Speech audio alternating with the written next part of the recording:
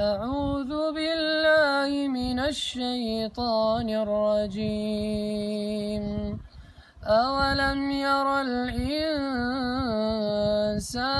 أنا خلقناه من نطفة فإذا هو خصيم مبين وضرب لنا مثلا ونسي خلقه قال من يحيي العظام وهي رميم قل يحييها الذي